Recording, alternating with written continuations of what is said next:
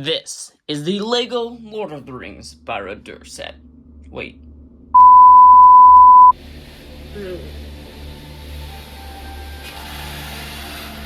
This is the LEGO Lord of the Rings Barad-dur set. And it's not even big enough to go on screen. Like I said, this massive behemoth, not this little thing, is the new LEGO Lord of the Rings Barad-dur set. Not new. Old. Already a month old. Because I'm late at making videos. Now prepare yourself, because this will definitely be a more lore type video like I did when Barad-dur first released. This video will not be only about the things you already know. You can watch other videos for those. When you bought this set, you would have gotten this baby dragon, well, fell beast, if that's what you call it. So let's talk about this Nazgul pet first. This baby dragon boasts a whole lot of new and interesting things, like a ginormous mouth that is smaller than Shelob's mouth. Like, look at the size difference. It also comes with 2 ginormous legs and feet. But I mean, if you're going for legs and feet anyway, go for Shelob again. She has 8 of these. It has a nice tail. Look at this tail. It's movable, has nice joints. You're going for a ginormous tail type thing at the end, go for Shelob. Look at this. You can fit your whole hand about it, see? If I grab it by here, it's just gonna fall and swivel around. If I grab Shelob, she's gonna stay and you can play really well. And then it has wings. These 2 wings, which are great for getting in the way of stuff.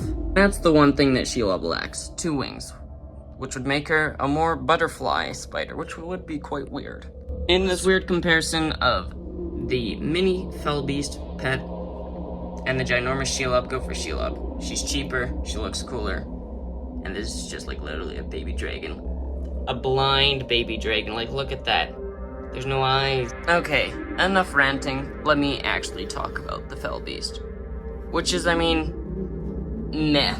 That's the best I could say. Don't get me wrong, if you got the set for free with Barad-dur, then it's great. Because I mean, who wouldn't like a sort of fell beast with a nice Nazgul minifigure? If you're paying the absurd prices online, then there's no point in picking this up. Like, make your own at this point, like I did. It's my fell beast, which I mean is not a great fell beast. I do have to hand it to LEGO. Theirs probably looks better, but that's because they had an unlimited amount of parts and great wings, because my wings, quite honestly, suck. Still, this thing looks like a Ninjago dragon with just the title of Lord of the Rings and fell beast slapped on it. Like, it seriously doesn't have anything that cool. Though I mean, I kind of do like it because I've gotten used to it. Now there's one thing, and one thing only, that I could have thought would be great for the set. If it was sold normally, like other sets. Like seriously, if this was like a, I don't know, 30 Canadian dollar set, this would be amazing. I would get for sure 9 of these because there are only 9. And just, yeah, army built, like get all 9 ring wraiths, man, this would be insane. But locked behind the price point of Barad-dur, yeah, no, don't get it. And don't get it on the aftermarket either. It's way too expensive. Look at me go again, ranting about the fell beast and wasting your time on it when the video was about Barad-dur. But one last thing, what do you like better? The Nazgul minifigure from 2024, or the old one, and the Nazgul steed, which is the horse from 2013, or the fell beast steed from 2024, which is basically just as hard to find as this one. Maybe even harder, but I don't know. I'm gonna delay talking about Barad-dur even more and first talk about the minifigures. So these are the new green goblin orcs. Printing, you'd think is the same, but they're actually different, and you've probably seen this before. Their legs are the same. Now these 2 orcs are similar yet different. This would be like a more Urukai style, I feel like, because of the red arms. Torso's totally new. The legs are the exact same as this guy. The shields on all of them are very nice. I love that printing. And the helmet, as you guys probably know, came in a pack. All new helmets as well. There's doubles or duplicates of each, which makes sense. Now Frodo, Sam, and Gollum. Frodo and Sam are the exact same, except that in Barad-dur you get their orc helmets. Now I really wish they weren't the same, but I get that they can't do new printing for all of the figures. So I'm pretty pleased with these guys, even though I have them ready. I do like the new helmets. And then for Gollum. Gollum is really interesting because it's a totally new design from the old one. So this is especially where the eyes feel weird. In the old one, he has pupils. In the new one, he doesn't. Also, his eyes in the old ones are way bigger. I'm just so used to the old one. It looks a little bit more scary, I feel like. The new one just looks a bit more... I don't know what to say. The mouth also is a bit different. Gollum has a lot less teeth in the old one, a lot more in the new one. Now the mouth of Sauron. I could almost trick you and say that this is the old one, except some people would know it isn't. This guy's pretty cool. He's basically the exact same as the old one. You've probably seen him before. Pretty nice printing. Nice new rubberized piece. I love that head. I might even use it for other things. Even for orcs it could be nice. And those teeth, they just look shiny. Gothmog is also a great fig. Looks a lot like the movies. Tumor Face Boy. I like that they did the different colored arms.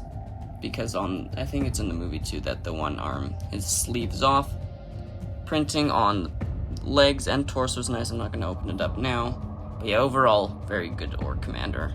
And the big bad, Sauron. This guy's really cool. You've definitely seen him before. I'm not going to talk too much about him. I don't like that this is one piece. Just means you can't expand him at all or make him bigger. I do like that head. Reminds me a lot of the eye, which I think is intended. Also the torso, that could be used for a knight minifigure even. It does not have to be used for Sauron or a bad guy. It just looks like generic male, just super fancy. After 7 minutes of this long video, we finally get into it. Barad-dur. This thing is insane, and everybody said that, but yes, it is truly insane. Starting off at the bottom, I really like how that lava flows out from like almost anywhere.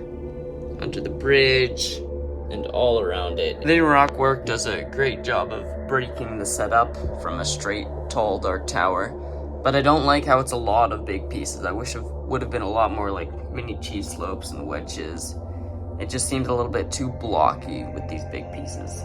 Over here, I like this little doorway that you could say goes into the interior of the mouth of Sauron's library, and overall, this entire section, though it was a bit more repetitive, was very good and it looks very nice. The eye, of course, is great. They did a very good job of this. Though, again, I would have liked this to be all black, because I don't know, it would just make the eye pop a bit more. Though it still does, but this makes it blend in a little bit more, I feel like. And I find the light brick does do a pretty good job.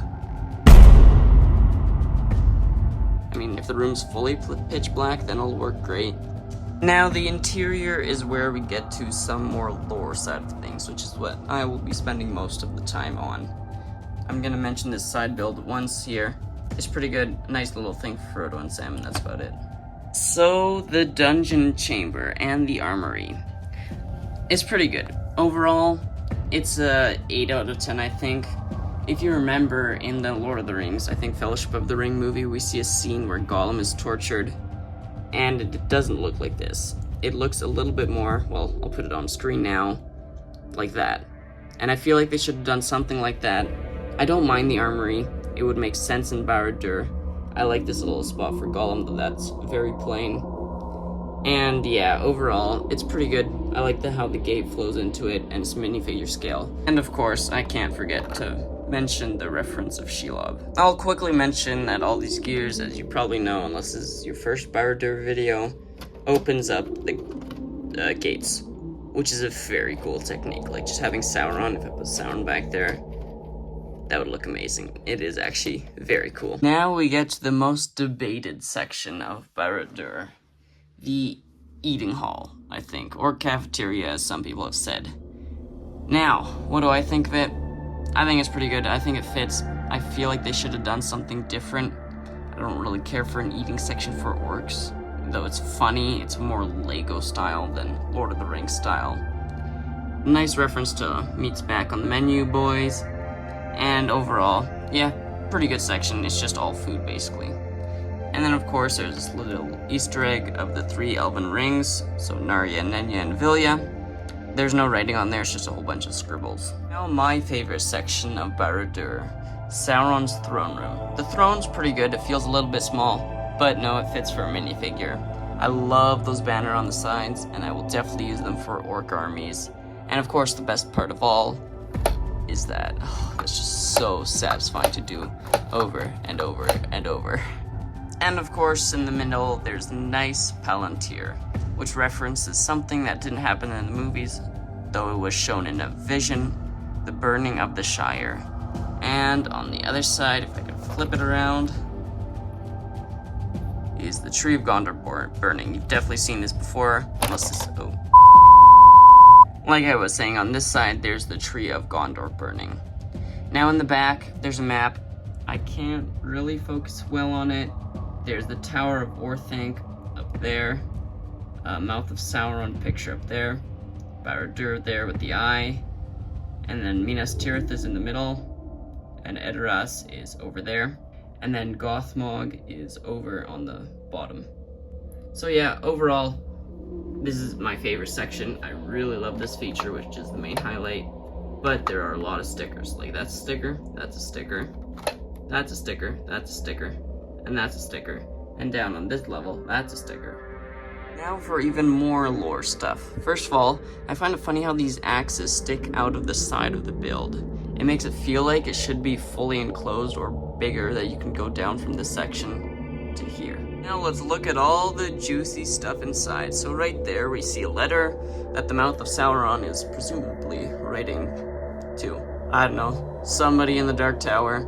And then over there's Frodo's mithril shirt, which is a nice Easter egg that is sent from Cirith Ungol to him. And on the one side, we see a whole bunch of parchment paper that presumably the Mouth of Sauron is using to write on. And then most interesting on this side, there is a picture of Saruman with a Palantir and some scribblings over there, which just is a reference to Orthanc maybe. And then beside it is a fell beast, which is exactly like the one we got in the GWP, which is a very nice Easter egg, which means that the Mouth of Sauron definitely got his copies secured. Down there we see some more books, and I'm not exactly sure what they are. It'd be funny if it was a reference to maybe the Lord of the Rings books, so I have no idea what that is. Up here we see a nice painting of Sauron over some skulls and bones, which is probably just to show his allegiance. And now let's move up a level. So this level is pretty interesting too, because in the front we get a piece of paper sticker again that has 3791, which is the rings. So 3 rings for the Elven Kings, 7 for the Dwarf Lords, 9 for mortal men, and 1 for Sauron the Dark Lord. And I presume the scribbling there is the entire One Ring verse, which is super nice. Over here we got this rotating ladder.